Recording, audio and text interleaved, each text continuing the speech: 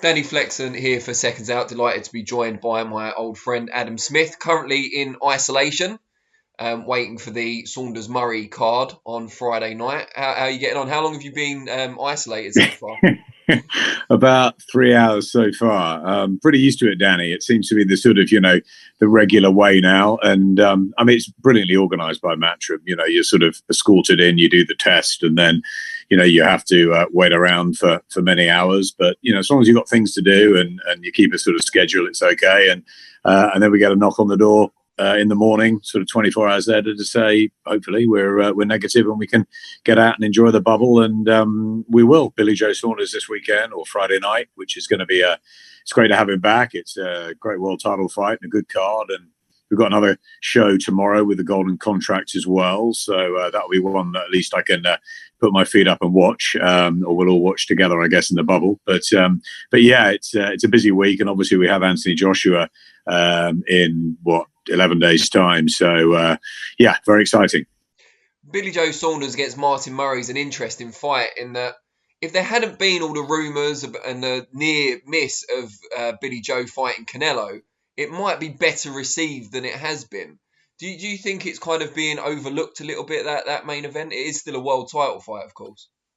Yes, I do. I think obviously Martin Murray is at the latter stages of his career, but this is a fight that was going to happen a couple of years back, and I know he was angry that it didn't. Look, he's been so close, hasn't he, Martin, against Felix Sturm and Martinez and Abraham, and George Groves. He's had tough fights, very tough fights for the world title. So he'll give it absolutely everything. It's a golden opportunity, and it's been a strange few months, hasn't it, for all of us, the whole world, and especially with boxing coming back after the first lockdown and some strange results. And, you can't write Martin Murray off. He will absolutely put everything into this. And there's no crowd. It's a different sort of setup. It's a weird environment. And Billy Joe, we know all his talent, unbeaten in 29, and, he's got so many skills, 2-weight world champion, but he wasn't great, I didn't think, out in LA last year. He's obviously had the disappointment of not getting the Canelo fight. So, he's got a bit of pressure on his shoulders to make a statement, I think, on Friday night here at Wembley. And look, the best Billy Joe, I think, will, but, you never know with him. He can just blow hot and cold. He can be temperamental, and we want to see him at his very best. And it's lovely that Callum Smith's got the opportunity to fight Canelo, that one of them got it. But obviously, Callum's sort of great news is not Billy Joe's. But Billy Joe Saunders had this fight with Martin Murray, I think, before Callum got the call to fight Canelo. So ultimately, he's got to take care of business. And as he says, you can't really concentrate on anything else. It's time to rock and roll on Friday night. And I'm really looking forward to it, because I think Murray will give it everything. And I think it'll be a good clash of styles and a good world title fight in what's a really busy time for boxing. For you, where does Billy Joe sit in terms of, say, the top 5 UK pound-for-pound fighters right now? Is he in that top 3? I think so. I think you've got to say he's up there. As I said, the problem with him is the inactivity and the slightly sort of blowing hot and cold. He had that opportunity to really shine, I felt, in Los Angeles on the KSI Logan Paul bill, and he got the win, but it was a difficult night for him, and it didn't all flow. And when he flows, I think there's few better than him. I think if he wins on Friday night, he goes to 30-0 and equals Josh Warrington as the longest reigning British unbeaten world champion.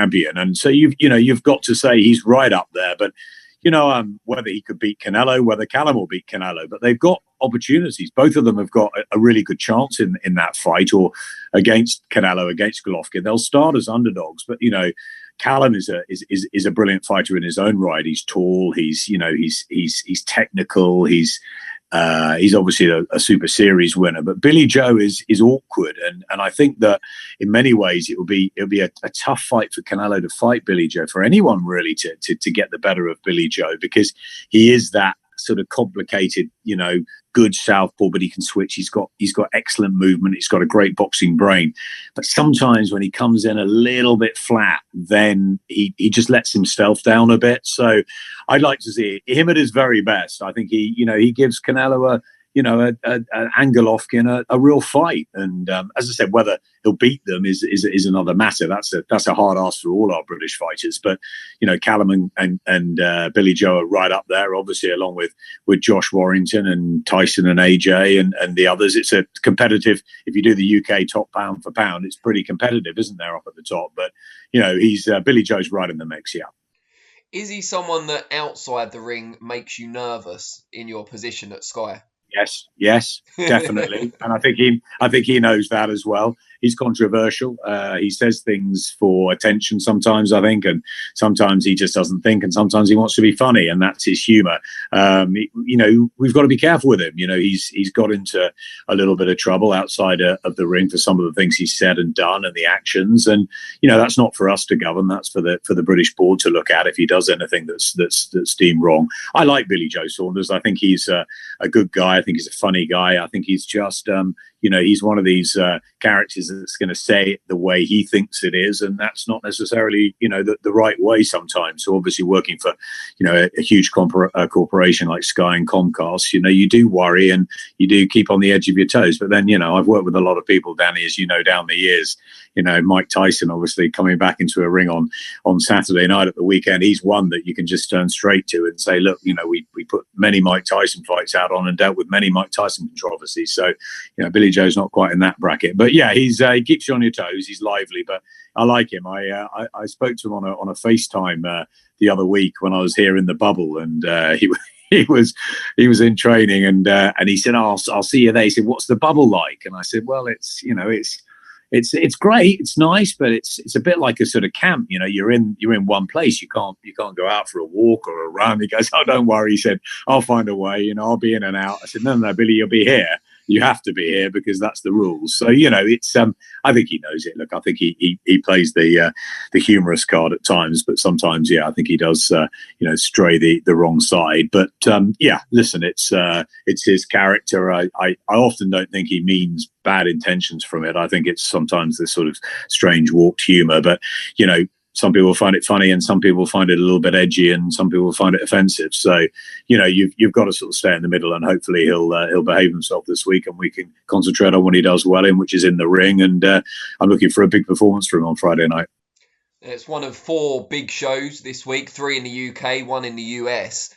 We've just come off a big show as well, of course. I know you've commented on it already, obviously not to us, so we'll talk about that. Daniel Dubois losing to Joe Joyce, or I should say Joe Joyce beating Daniel Dubois. I'm guilty of focusing perhaps too much on Dubois like a lot of other people have. But a great performance from Joe Joyce. I know it was a fight you were very much looking forward to as a boxing fan. Did it deliver in your view? I think you're absolutely right to turn that around and say it's Joe Joyce's night. Certainly, I feel that, especially as he was a big underdog going in. I was really looking forward to it, Danny. I said to Eddie that I don't think we should go up against it on the 28th. I didn't want to go up against that. I didn't want to go up against Tyson Fury when he was, penned in for the 5th of December, because I just think, look, there's so many good fights being made at the moment that we want fight fans to enjoy them. And, the Dubois Joyce matchup was a great matchup from Frank. And I think that, everyone sort of, should be tuning into that. And I certainly was. I couldn't wait for it. I was very excited. I know Joe probably better than Daniel, but I voted for Daniel as Young Boxer of the Year at the Writers Club. I've been very impressed with his progress so far. And like many others, I thought he'd win within 6, or it would be Joyce late. I think people did underestimate Joe a bit. I mean, he's had that better experience, obviously, as an amateur, as a big sparring partner, and also as a pro. He'd had harder fights, maybe not gut checks, but he'd had harder fights, and I think that stood him in really good stead on Saturday night. I think Daniel had his moments. I certainly thought he won rounds, and it was very close at the time of the stoppage. Maybe he was slightly up, Daniel, but I felt Joe Joyce would win the fight from about the sort of 5th, 6th round. I just thought he was boxing really well behind his jab, and he wasn't doing what many people thought he'd do and just sort of run into him. And I thought he was clever, and he admits himself he's not the quickest, but what he did was effective. And I just felt that the Dubois, a lot's been made about the corner, a lot's obviously been made about the stoppage, but I felt Dubois a couple of rounds before the stoppage was just starting to fade a bit, and that just made me think that Joe's going to come through this. The stoppage was odd. It was sort of counting himself out and wanting no more.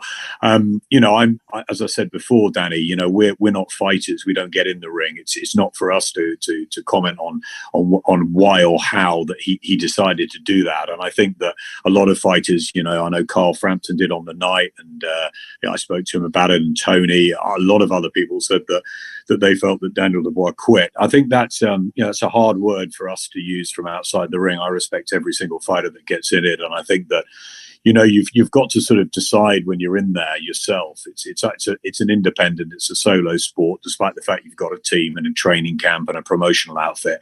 You're on your own in there, and you've got to make the call. And I don't know, was it excruciating pain he couldn't see, save himself for another day? Was it just the fact he couldn't go on, or the fact he didn't want to go on? I don't know, and that's something to ask Daniel about. But I think to be honest, it's he's a young man. A loss is a loss, and many come back from it. And it was interesting. I talked to Matt Macklin and Johnny Nelson, and I think Matt was the sort of fighter that I think he probably felt that that was quitting, that he wouldn't have done that. Whereas Johnny, I think if he was sort of openly admitting to me that if he'd been hit like that in a fight and he couldn't see, then he may well have said no. You don't know, I think, until you're in that situation. And I think fighters can be brave and say, look, they quit. And Tony said that about Kell after the Spence fight. Very different situation, I thought, because Kell had an eye problem before, and also the Spence fight was a very, very hard fight. But, look, Dubois was in a tough fight with Joyce. He decided what he decided. In many ways, if the corner had sort of pulled him out, or the referee had decided, then he wouldn't be getting the flack he's getting. And I think, look, he's a young guy. I think everybody was probably disappointed that he didn't, shine in that fight when, you maybe felt he was going to go on and fight for a world title in the near future. I'm sure Frank felt that. That's why he made the match. But, people underestimated Joe. And I think, it's better for us to think that's a great win for Joe Joyce. It throws him in the heavyweight mix. And Daniel Dubois will come again. I have no doubt about that, and I'd like to say that, I respect Daniel Dubois hugely. I was very excited about it beforehand. I think he's done nothing wrong as a pro so far. And he made the decision on the night. And, I think that, in months and years to come, you'll reflect on that and think whether he'll learn from it. I mean, Anthony Ogogo's a good guy to talk to because, he never recovered. He had many operations on an eye problem. It's a very sensitive area. We saw Chris Eubank have the eye closed against Carl Thompson. And, if you can't see, you can't see. And that's got to be a massive problem. But I just think that the tide was turning against him a little bit, and whatever would have happened actually beyond that 10th round, I think Joe would have squeezed out the win. So I just like to say well done to Joe Joyce. I thought it was a fantastic performance. He went in and proved that he had the seasoning, the experience. He's a great guy, and he's a great addition. And never mind, I know the talks about Usyk and obviously AJ and Fury in the future, but I'd like to see him in with a whole load of fighters, the Andy Ruizes, the Povetkins, the Whites, the Joe Parkers. I think Joe Joyce can be a great fighter in the heavyweight division in the next 2 or 3 years. Whether he wins a world title, we'll wait and see on that. But it's great that he's got a few titles strapped around him, and he deserves it. Just a brief word on Dubois before we go back to Joyce. Eddie Hearn made some comments yesterday, I think it was, saying most fighters would have posted up a picture of an X-ray to kind of verify the injury that was suffered. Did you feel that was an unnecessary comment? It seemed a bit like kicking someone when they were down, perhaps. Yeah, I mean, look, Eddie's probably looked at it and thought, well, Frank's golden boy, Daniel Dubois, lost, and it's a bad night for Frank. But ultimately, Frank made the match. He made the match between Dubois and Joyce. He made a brilliant fight, and I think that's what we need at the moment. We're getting them. Eddie put loads of good ones on in fight camp, and we've had plenty in the Matchroom stable since. Fantastic fights. But this is another one, and we've had them over the other side of the pond as well, with Lomachenko and Lopez, with Davis and Santa Cruz. We've got one this weekend with Spence and Garcia. Lots of really good fights being made. So I think first of all, we've got to take our hats off to Frank Warren to having the guts to make that fight, because it was, on paper, most people saw it as a Dubois favorite to win and go on, and but it was a tough one, and probably Eddie's looking at it and thinking, well, Frank's called out as Dubois as the big guy, now he's lost, and it's a rival promoter. But at the same time, I think Eddie also said that he's not like broadcasters, trainers. I think Ben Davison was also asked. You can't say that whether a fighter quit or not. That's not fair. It's he lost the fight. I don't know. Look, I'm not getting into whether that eye needs this or that or the other. What we saw on the night as fans, as commentators, as broadcasters, as spectators, what we saw and looked in on was that it was a bad eye injury. He decided that no more. Whether that's right or wrong, you had football, a fractured skull over the weekend. You've had the Formula One crash as well. There's, these are dangerous sports, dangerous things going on. And I think only in years to come will Daniel be able to look back at that and think, I made the right decision or the wrong decision. And, we all know the boxing career is a learning process. This is a bump on the road for him, but he can recover. And I think that, look, whether it was a terrible injury, that's not for me. That's for eye surgeons, eye doctors to look at and decide what it was. But it didn't look good to me. So that's got to be looked at. That's got to repair itself, and then Daniel can come back and go again as any young 20-something can. There's so much time ahead, especially for a heavyweight. He just maybe was thrown in a little bit too soon, but I commend Frank on the match. You got everybody watching it, and obviously it wasn't a good night for him because he put a lot of his focus behind Daniel Dubois, and Daniel lost the fight. So Joe Joyce comes through, and listen, Eddie and I have got enough to concentrate on. We've got Anthony Joshua coming back in a few days' time. And, and what if Kubrat Pulev beats Anthony Joshua? These things are happening in boxing. So you never know what way your result's going to go, which is why we're all finding it fascinating. Now, we talked about Joe Joyce, and you said Frank was right behind Daniel Dubois. We shouldn't forget he also does promote Joe Joyce. Some may argue that, a lot of people have forgotten that over the last couple of weeks. But Joe Joyce really wants a fight with Usyk or Joshua or both. How easy or not will that be for him to secure, given he's not a Matchroom fighter, he's not a Sky Sports fighter?